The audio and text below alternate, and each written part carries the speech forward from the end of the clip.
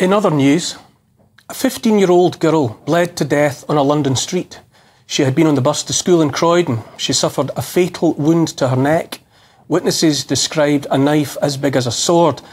A policeman tried to stem the crimson, but she died there and then.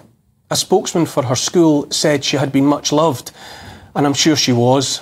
Every parent's nightmare, and yet the death of children by knives on the streets of London is a commonplace. And so who are we, and what do we care about? In other news, last week a Nazi was honoured with a standing ovation in the Canadian Parliament.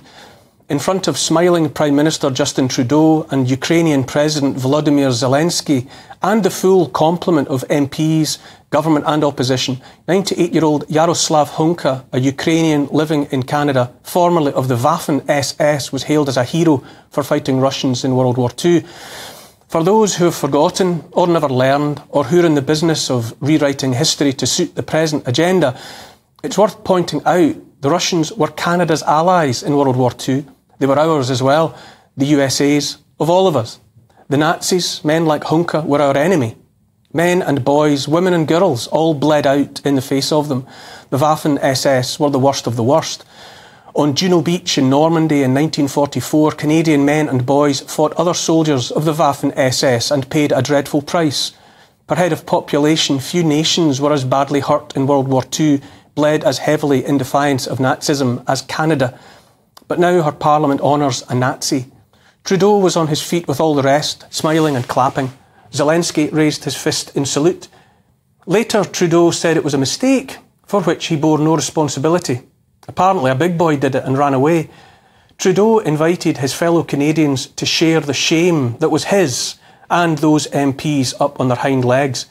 He sought to make all Canadians complicit, including descendants of loved ones who bled and died on Juno Beach and elsewhere. An attempt was made to have any account of the event stricken from the record, to pretend it never happened, to memory hole the disgrace.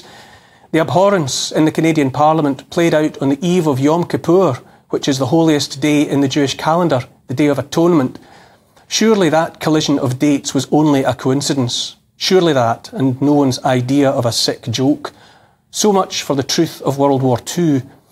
In other news, back in Ukraine, 500,000 men and boys are cold in the clay and still the meat grinder turns, wheels and gears cheerfully whirling. More men and boys die every day, made into butchered meat. Ukrainians and Russians alike, the meat grinder does not discriminate. Somewhere too, the cash registers are ringing with the profits. Billions of pounds and dollars flow into Ukraine from taxpayers all over the West. Money not yet earned, further burdening working people with yet more impossible unpayable debt and generations as yet unborn. Military analysts say the world is at a more dangerous point than any in living memory. Nuclear war is invoked like an unquiet ghost. All of this is happening now. The dark is rising. But back here in Britain, while blood flows elsewhere in immeasurable volume, while blood flows from the neck of a schoolgirl on a street in Croydon, back here in Britain it's the season of witch hunts, a blast from the past but always a crowd pleaser. Why trouble ourselves with the slaughter of children in the streets of the capital city?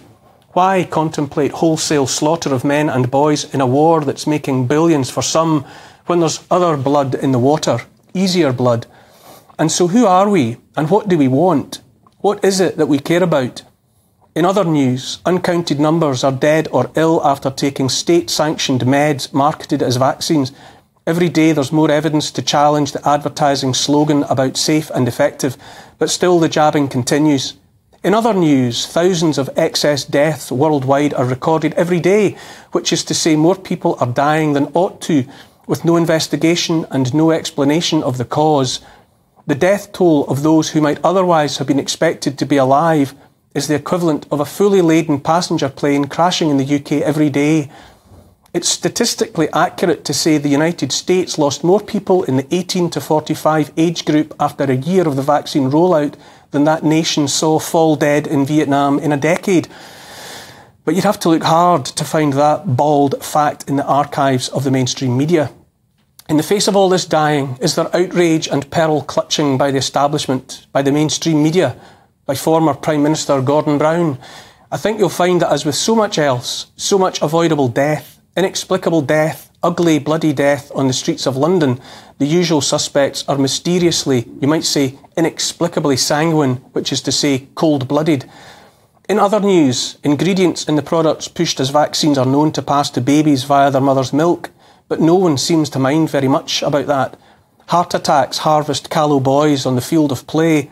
Otherwise healthy people die in their sleep. There's disrupted menstruation for half of all women that took the jabs, sampled by one Norwegian study.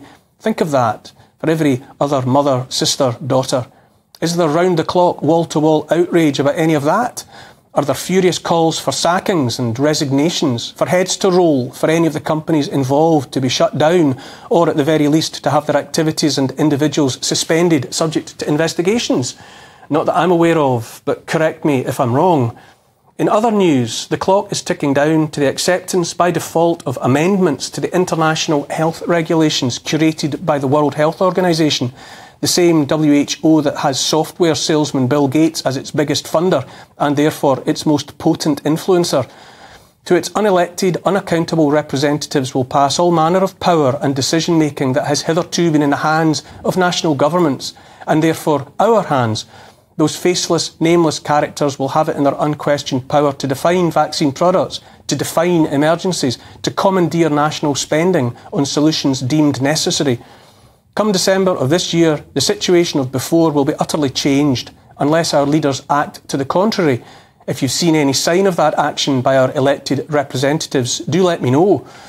In other news, we're encouraged to fear, or at least to contemplate once more, the threat of nuclear war. Ursula von der Leyen, President of the European Commission, told an audience in New York that Russia threatens to use nuclear weapons once again.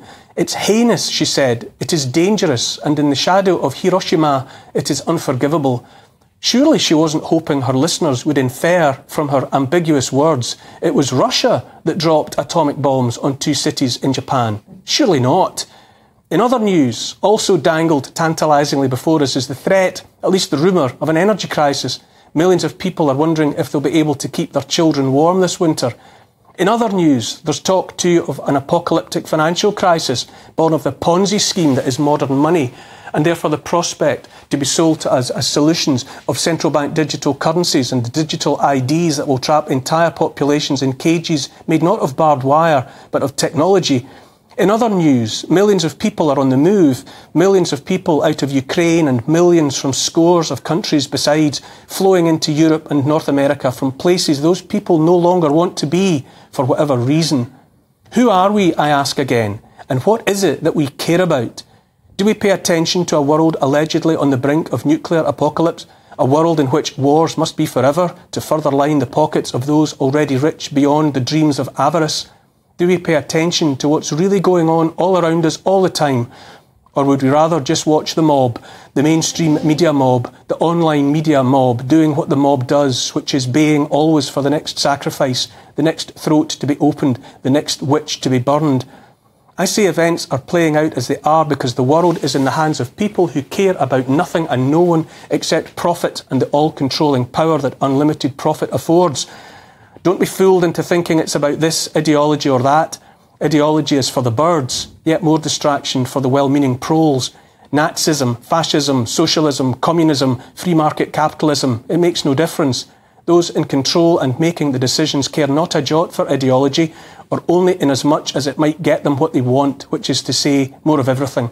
They care as much for the stuff of the natural world as they care for you and me, which is not at all.